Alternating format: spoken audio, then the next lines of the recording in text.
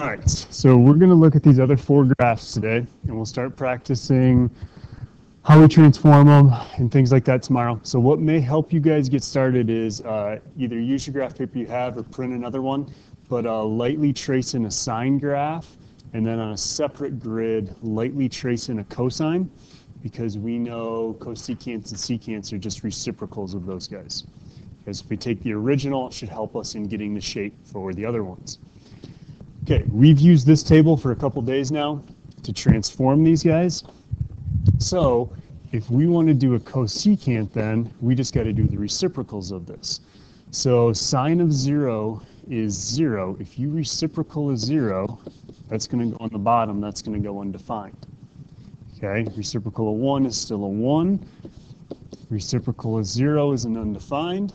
Okay, reciprocal of -1 is a -1. And reciprocal of 0 again is an undefined. So these graphs are unique because they have these things that are undefined. Okay, if we can't graph something that's undefined, it's our asymptote.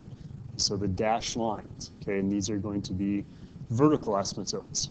Okay, so you cannot have a cosecant of 0, so that value can't be on our graph. Okay, now this isn't enough to get a full picture. Okay, so what we're going to do is we're going to look at a sine graph in blue and then the cosecant here in green. Okay, so we know the sine is that wave starts at 0, okay, comes up here to 1 and whatnot. If you think about that table, we had 3 times it came in as undefined. So it was undefined at 0, pi, 2 pi.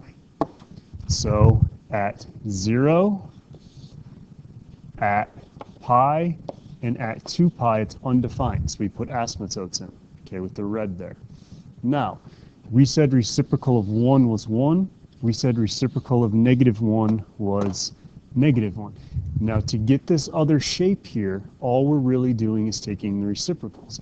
So when we do something like sine of 30, we know that's 1/2. So cosecant of 30 then has to be 2. So if we came in here, let's call sine of 30 about 1/2 right there. If we reciprocal it, that guy goes to a 2 right here. Okay. When we came around the unit circle and we got to sine of 150, that's also 1/2 because sine's positive in second quadrant. So when we reciprocal that, we get a 2 there.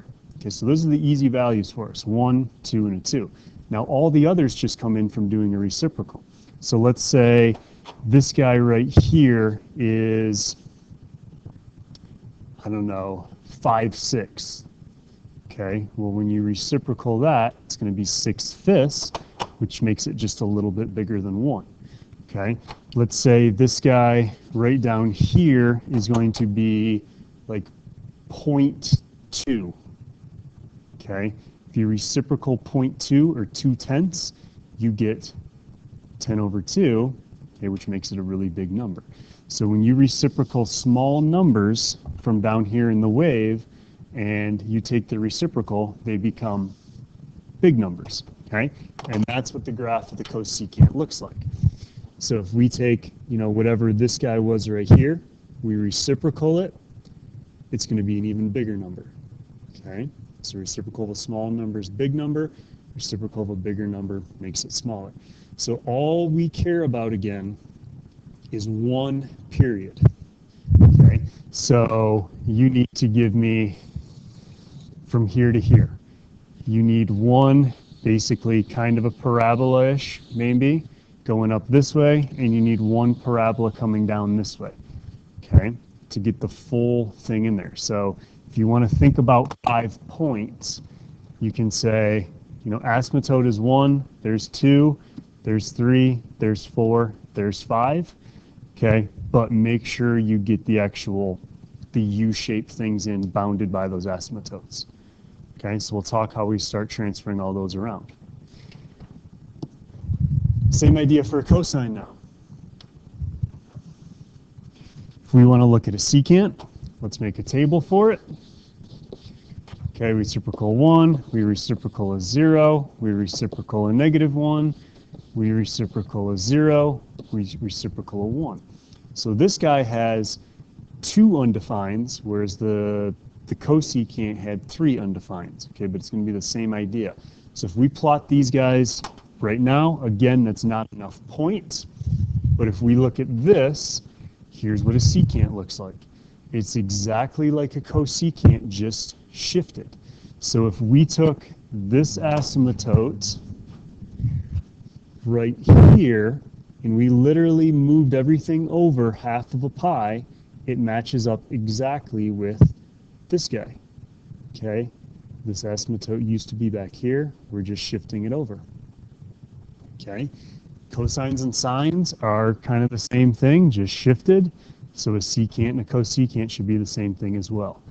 All right, now when you're doing these, you may only get, like, let's say that point for an asymptote, that point, and that point. So you may be turning in secant graphs that don't have 2 full U's, but if you put them together, they actually will. So what I mean by that is, like, when you do your transformations, you may end up giving me this, and giving me this, okay, but that's still 1 full period. If we took this guy over here and we matched it up here, it would still work. So if you're not comfortable with that, just extend this guy back the other way. You know how long it has to be in between here and here, and put another asymptote, okay? So once you know where the asymptotes are, how much they're spaced off, you can modify it any way you really need to. Okay, but I'm requiring 1 full U-shape down and 1 full U-shape up. Okay.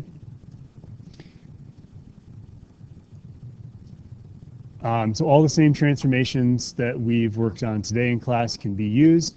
We're still going to use those equations. The only difference is you're taking old x values and you're dividing by b.